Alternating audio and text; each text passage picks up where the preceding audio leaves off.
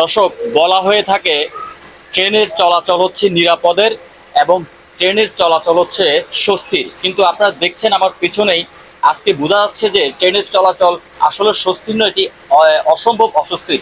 নিশ্চয়ই আমার পিছনে যদি আপনাদেরকে দেখাতে চাই, আমার পিছনে অনেকগুলো মানুষ যারা হচ্ছে চাঁদপুরগামী, চট্টগ্রাম থেকে চাঁদপুর যাচ্ছে, এবং শুধু চাঁদপুরের নয়, এখানে আছে বরিশালের এবং শরীয়তপুরের কিন্তু হাজারো মানুষ কিন্তু এই ট্রেন দিয়ে চলাচল করে। আমি আপনাদেরকে জানিয়ে রাখি যে আমি এই মুহূর্তে আছি চাঁদপুরগামী, চট্টগ্রাম থেকে ছেড়ে যাওয়া মেঘনা এক্সপ্রেস ট্রেনে। সেখানে কিন্তু প্রতিদিন হাজারো যাত্রী কিন্তু এই ট্রেন দিয়েই চলাচল করে। তো আপনারা নিশ্চয়ই ক্যামেরার মাধ্যমে দেখছেন যেখানে অনেক মানুষ আছে এবং এখানে একটি অস্বস্তিকর পরিবেশ সৃষ্টি হয়েছে। মানুষ বসার জায়গা পাচ্ছে না। মানুষ, আপনাদেরকে যে একটু সামনে গিয়ে আমি একটু দেখাই যে মানুষ দরজার সামনে কিন্তু মাটিতে বসে পড়েছে, কারণ এখানে জায়গা নেই, মানুষ একটু নিঃশ্বাস ফেলার ঠাঁই নেই। তো আপনারা নিশ্চয়ই দেখছেন এখানে মানুষ এই যে একটু পাশ কেটে হেঁটে যাবে সেই অবস্থাও কিন্তু আমরা সেখানে দেখতে পাচ্ছি না। আপনাদের একটি বিষয় জানিয়ে রাখি, 1980 সাল থেকেই কিন্তু এই মেঘনা এক্সপ্রেসটি চলছে। চাঁদপুরের মাত্র 2টি ট্রেন চলছে। এই মেঘনা ট্রেনটিকে আন্তনগর ট্রেন করা হয়েছে, কিন্তু আমরা দেখছি যে ক্রমান্বয়ে যখনই রেলমন্ত্রী আসে, সেই রেলমন্ত্রী কিন্তু এক একটি স্টেশন খুলে বসে এবং এক একটি স্টেশন দিয়ে তারা এই আন্তনগর ট্রেনটিকে লোকাল ট্রেনে পরিণত করেছে। আপনারা দেখছেন যে এখানে আমি যদি আমার সহকর্মী, আমার ভিডিও জার্নালিস্টকে একটু বলি যে একটু এইদিকে দেখানোর জন্য, এই যে দেখুন আপনারা, আমরা বলে থাকি যে হরহামেশায় ট্রেনের যাত্রা হচ্ছে নিরাপদে, কিন্তু আপনারা দেখছেন যে ট্রেনের যাত্রা এখন হচ্ছে একটি অস্বস্তির।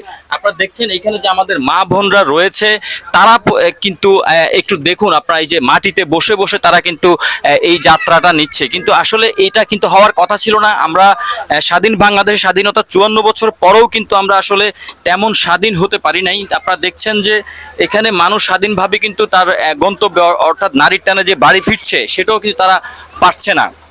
আপনাদেরকে একটু বলি যে এই যে এই চাঁদপুরের জন্য আজকে অনেক বছর ধরে এই ব্রিটিশ আমল থেকে একটি ট্রেন, আন্তনগর ট্রেনই কিন্তু চলছে, কিন্তু একটি ভালো মানের আন্তনগর ট্রেনের দেওয়ার কথা ছিল। কয়েকবার কিন্তু এটা নিয়ে মন্ত্রণালয়ে আলোচনাও হয়েছে, এটা নিয়ে জেলা প্রশাসক চিঠিও দিয়েছে। আমরা সর্বশেষ দেখেছি 2025 সেপ্টেম্বর মাসেও কিন্তু চাঁদপুরের জেলা প্রশাসক মন্ত্রণালয়ে, সংশ্লিষ্ট মন্ত্রণালয়ে এবং বাংলাদেশ রেলওয়েতে চিঠি দিয়েছিল, কিন্তু তারও কোনো আমরা সুফল পাইনি এবং সেই প্রস্তাবনারও কিন্তু কোনো এখন পর্যন্ত কোনো আশ্বাস পাইনি। এবং এই যে আমরা শরীয়তপুরের, বরিশালের এবং চাঁদপুরের স্থানীয় যে যাত্রীরা, তারা কিন্তু ভোগান্তি পেয়েই যাচ্ছে।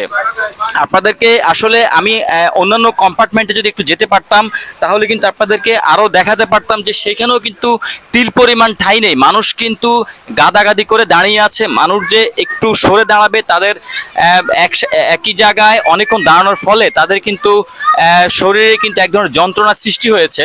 তারা সেই, আপনারা দেখতে পাচ্ছেন নিশ্চয়ই ক্যামেরার মাধ্যমে, যে তারা একটু নড়ে চড়েও দাঁড়াতে পারছে না। আমরা একটু কথা বলতে চাইবো যে এখানকার আসলে যাত্রীদের কি ধরনের তারা ভোগান্তি আসলে পায়, যদি একটু বলতেন। আপনারা তো আসলে মেঘনার যাত্রী। আমরা দীর্ঘদিন যাবতে মেঘনায় করতেছি, যাচ্ছি, এবং আমাদের এই ভোগান্তিটা দীর্ঘদিন, এবং এর আগের নির্বাচিত সরকার থেকে আমরা শুনছি যে আর একটা ভালো একটা ট্রেন এইখানে দেওয়ার কথা ছিল। দুর্ভাগ্য বিষয়, কি কারণ বা কেন সেই জিনিসটা হলো না। এবং এই ট্রেনটাই বিগত 1980 সাল থেকেই যারা করতেছে, তারা এই ট্রেনটাই ইউজ করতেছে।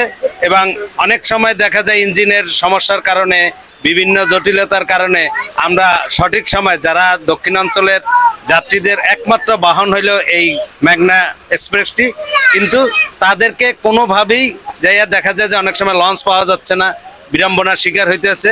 এই জন্য আমরা সরকারের কাছে এবং এর কাছে আগ্রহ এবং অনুরোধ করব যে যাতে ভবিষ্যতে এইখানে একটি ভালো একটি ট্রেন সার্ভিস দেয়।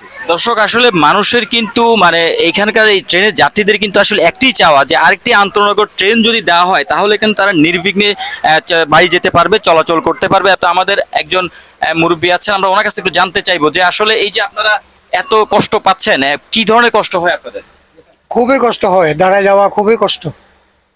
সিট নাই, টিকিট, স্ট্যান্ডিং টিকিট, দাঁড়ায় যাওয়া খুব কষ্ট আমাদের, দাঁড়াইবার জায়গাও থাকে না, এমন অবস্থা হয়েছে। আপনারা কি সবসময় এই ট্রেন দিয়ে চলাচল করেন? আমরা সপ্তাহে একবার দুইবার এরকম, এই ভোগান্তিটা কি সবসময় থাকে? সবসময় থাকে, আরো বেশি থাকে ভোগান্তি, আরো বেশি ভোগান্তি থাকে। অনেক সময় ইঞ্জিন নষ্ট হয়ে যায়, 1.5 ঘন্টা 2 ঘন্টা বসে থাকতে হয়, আবার পাহাড়তল থেকে ইঞ্জিন আসে তো ট্রেন ছাড়ে। আমরা দেখছি আমরা এখন একটি স্টেশনে রয়েছি, এই স্টেশনও তো অনেকক্ষণ ধরে ট্রেনটি দাঁড়িয়ে আছে। কতক্ষণ দাঁড়িয়ে আছে আপনার মনে হয়? এখানে আধা ঘন্টার উপরে দাঁড়িয়ে আছে, আধা ঘন্টার উপরে দাঁড়িয়ে আছে। পিছন থেকে একটা ট্রেন পাসিং দিছে, ক্রসিং দিছে, সুবর্ণা এক্সপ্রেস যাকে বলে। দর্শক, আসলে আপনারা শুনছিলেন যে আমরা এই ট্রেনটি আন্তনগর বলা হলেও এই ট্রেনে কিন্তু এখন এই ট্রেনটি একটি স্টেশনে 8 ঘন্টার উপরে দাঁড়িয়ে আছে এবং এটিকে আমরা আপনারাই বলেন যে এটাকে আন্তনগর বলা যায় কিনা, এটি একটি লোকাল ট্রেনে পরিণত হয়েছে। তো আমরা আরেকজন যাত্রীর কাছে একটু শুনবো। ভাই আমি এই টিকিট কাটছি, দেয় নেই এই 200 টাকা নেছে, আমি এই দেয় নেই টিকিট, এই দেয় নেই, আমি ঘুরে যাইতেছি, এই সিটলে 1642, অথচ পাইনি, এখন আমি বলতে পারি না। কেন আপনি পাননি?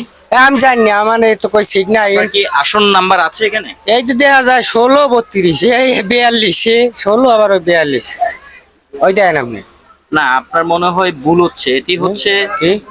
যাত্রার বিবরণ। আপনার আসন নাম্বার স্ট্যান্ডিং, এটাতে লেখা এটা আছে standing ticket, standing। Standing ticket. আপনাকে সিট নাম্বার দেওয়া হয়নি। Seat number দেওয়া হয়। সিট নাম্বার দেওয়া হবে বলে হয়েছে এরকম কিছু সিট নাই। সিট নাই। মূলত অনেক যাত্রীর চাপ, সেই কারণে আপনি সিট পাননি। তো আপনি কি নিয়মিত চলাচল করেন এই ট্রেন দিয়ে? এ তো আজ মানুষ বেশি দেয়, আমি আগে আর আই না কোনো সময়, তো আজ নতুন আইসি, আর এক যাওয়ার সময় আইসি, আর এই এখন যাইতেছি কক্সবাজার গেলাম, আমি বাড়ি যাইতেছি বরিশাল, বরগুনা, পাতকাটা উপজেলা আর বরগুনা জেলা। প্রতিদিন হাজার হাজার মানুষ কিন্তু এই ট্রেন দিয়ে কিন্তু তাদের যাত্রা সম্পন্ন করে। তাদের নারীর টানে তারা বাড়ি ফিরে, অনেকে হচ্ছে অফিসের কাজে তাদের গন্তব্যে ছুটে।